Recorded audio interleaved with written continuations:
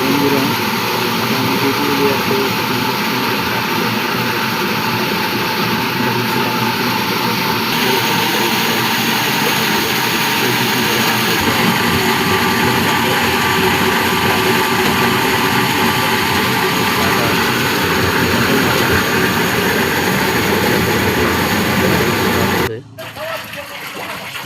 দেখতে পাচ্ছেন নেটের মাধ্যমে জিনিসটাকে একটু ফ্রেশ করা হচ্ছে যাতে ক্যাকড়া না থাকে, তাহলে হয়তো সেই পত্রটা খারাপ হতে পারে। আর ওই জল কাদাটা এখানে রোদের মধ্যে মানে হালকা শক্ত ভাবের জন্য এখানে নিয়ে এসে রাখছে। তো এখান থেকে ডাইরেক্ট দেখতে পাচ্ছেন মেশিনে আসছে। কত সুন্দরভাবে দেখুন একটা প্লেট তৈরি হচ্ছে।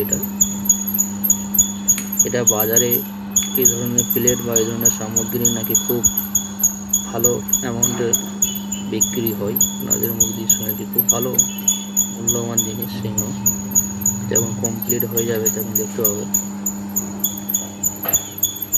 এটা এক ধরনের মেশিনের মাধ্যমে বানানো হচ্ছে। এখানে দেখার ওই যে এই ধরনের আপনার ছাঁচা বলতে পারেন এগুলোকে, মানে কাপড় কাটতে যে প্যাটার্ন লাগা হয় সেটা এই ধরনের ছাঁচা, বিভিন্ন ডিজাইন বা বিভিন্ন সাইজের যেরকম বানানো হবে সেরকম এই ছাঁচার মাধ্যমে। এখানে দেখতে পাচ্ছেন এটাকে আবার ভাটিতে পুরানো হবে আগুনের মাধ্যমে।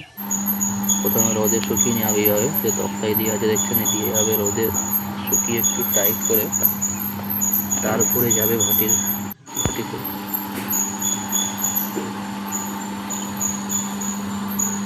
এই ধরনের কত সুন্দর সুন্দর ডিজাইনের পাত্র বানিয়েছে দেখতে পাচ্ছেন। প্লেট আছে, তো এক ধরনের ঢাকন দিয়ে এক ধরনের পাত্র আছে, এই ধরনের গ্লাস এখানে।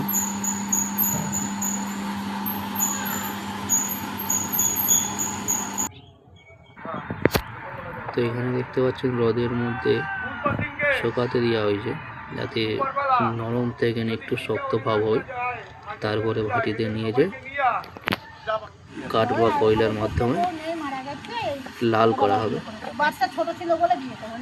এটা বিভিন্ন কফি হাউস বা চা দোকানে এই ধরনের ভাঁড় পাওয়া যায়। আপনারা অনেকে খেয়েছেন ভাঁড়, এদের চা। এটা হচ্ছে সেই ভাঁড়। আর এখানে দেখতে পাচ্ছেন এটা হচ্ছে প্রদীপ। আর হিন্দু মা বোনদের যে পুজো বা মন্দিরে যে প্রদীপ লাগে সেই প্রদীপ এটা।